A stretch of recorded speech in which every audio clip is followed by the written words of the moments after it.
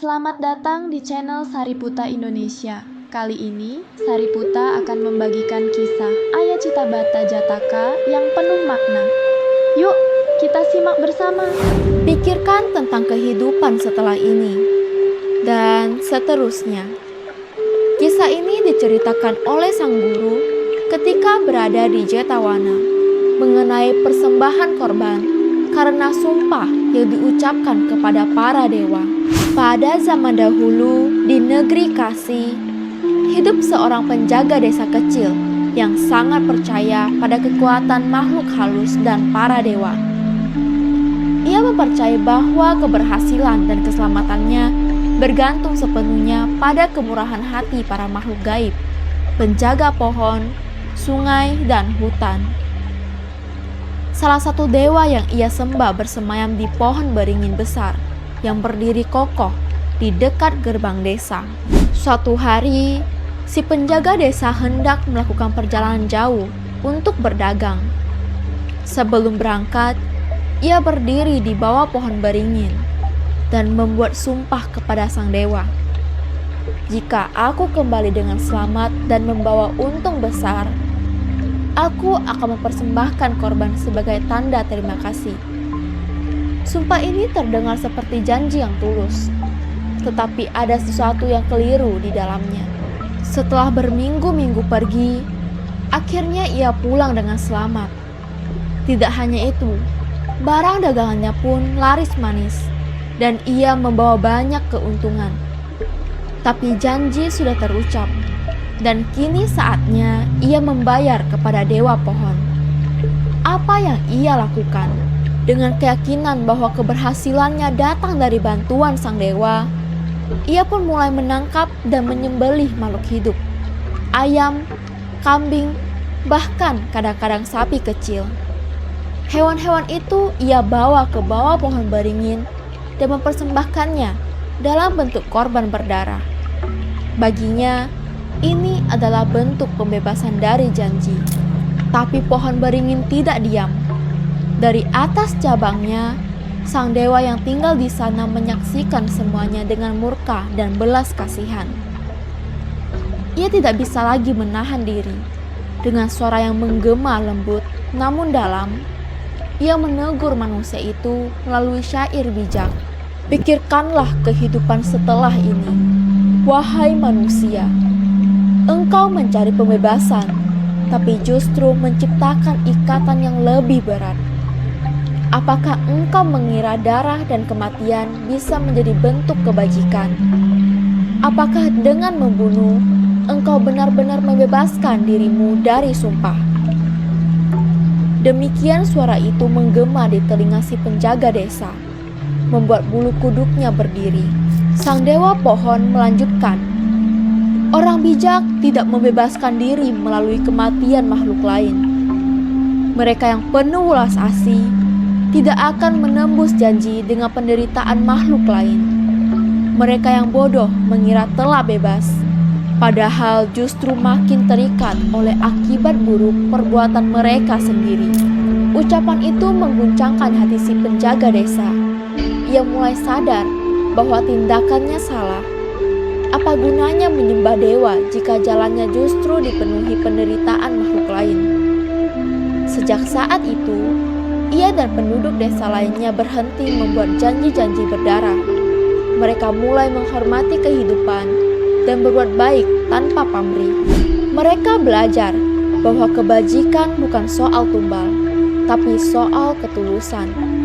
Bukan tentang menukar darah dengan berkah, tapi tentang hidup selaras dengan cinta kasih dan belas kasihan. Seiring waktu, desa mereka menjadi damai dan penuh berkah. Bukan karena korban, tapi karena kebijaksanaan dan perubahan hati.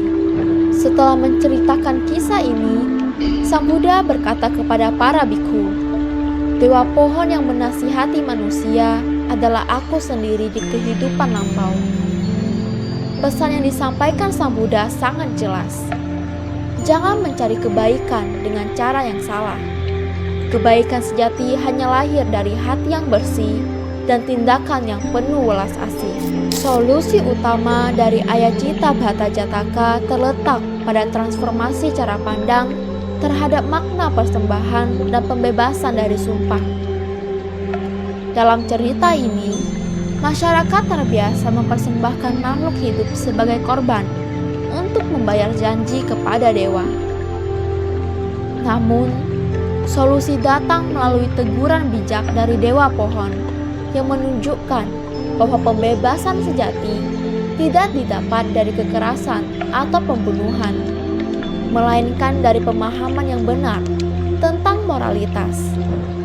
Oleh karena itu, solusi nyata bagi mereka yang ingin berbuat kebajikan adalah beralih dari persembahan berdarah menuju tindakan welas asih dan moral yang tidak menyakiti makhluk lain. Dalam praktiknya, masyarakat dapat mengganti korban fisik dengan persembahan yang bersih, seperti bunga, buah-buahan, atau tindakan positif lainnya seperti memberi sedekah atau melatih kebajikan. Hal ini sekaligus menunjukkan bahwa kepercayaan dan spiritualitas tidak harus diiringi dengan kekejaman. Sebaliknya, justru dengan meninggalkan kebiasaan buruk dan mempraktikkan kasih sayang terhadap semua makhluk, mereka bisa benar-benar menciptakan kehidupan yang lebih baik. Tidak hanya di dunia ini, tapi juga di kehidupan setelah ini. Solusi ini sangat relevan untuk kehidupan masa kini yang masih diwarnai oleh praktik-praktik yang salah kaprah atas nama agama atau janji spiritual. Pesan moral dari kisah ini sangat dalam dan menyentuh. Perbuatan baik tidak boleh mencelakai makhluk lain. Dalam keinginan untuk memenuhi sumpah atau mendapatkan berkah dari kekuatan gaib, banyak orang justru melakukan hal-hal yang melanggar nilai-nilai kebaikan, seperti menyakiti atau membunuh makhluk hidup. Jataka ini menyadarkan kita bahwa pembebasan sejati tidak mungkin lahir dari penderitaan makhluk lain. Kepercayaan yang mendorong seseorang untuk mengorbankan nyawa demi imbalan spiritual bukanlah kepercayaan yang dilandasi kebijaksanaan dan kasih sayang. Oleh karena itu, pesan utama dari kisah ini adalah pentingnya memahami esensi kebaikan yang sejati, yang dilandasi oleh moralitas, kebijaksanaan, dan welas asih. Kebaikan yang sesungguhnya adalah kebaikan yang tidak hanya menguntungkan diri sendiri, tetapi juga tidak merugikan pihak manapun, termasuk makhluk hidup lain. Melalui suara Dewa Pohon, Buddha mengajarkan bahwa manusia seharusnya bertindak berdasarkan pemahaman yang benar, bukan sekedar mengikuti tradisi buta atau kepercayaan lama tanpa introspeksi. Dunia akan menjadi tempat yang lebih damai jika manusia menyadari bahwa kasih sayang jauh lebih kuat daripada persembahan berdarah. Kesimpulan dari Ayacita Bhatta Jataka adalah bahwa kebebasan spiritual dan pembebasan dari penderitaan tidak bisa dicapai dengan jalan yang salah, apalagi melalui kekerasan terhadap makhluk hidup lain. Sumpah atau janji kepada kekuatan gaib, jika dilakukan dengan cara yang salah, justru menjadi ikatan baru yang mengundang akibat buruk. Pembunuhan tidak bisa dianggap sebagai bentuk kesetiaan spiritual. Sebaliknya, itu adalah kesalahan moral yang akan memperberat karma buruk seseorang. Sang Dewa Pohon yang sebenarnya adalah Buddha sendiri di kehidupan lampau, memberikan pelajaran universal bahwa tidak semua tradisi patut dipertahankan jika melibatkan penderitaan makhluk lain. Manusia harus berani berpikir jernih dan mengoreksi kebiasaan lama yang bertentangan dengan prinsip moral. Maka, kisah ini bukan hanya menjadi cerminan bagi masyarakat masa lampau, tetapi juga menjadi refleksi penting bagi dunia modern yang masih bergulat dengan persembahan berdarah atau praktik keagamaan yang menyesatkan.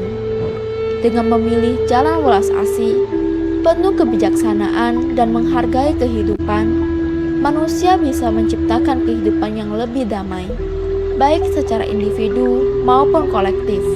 Terima kasih telah menonton video ini. Jangan lupa like, komen, share, dan subscribe video ini untuk mendukung perkembangan channel Sariputa Indonesia.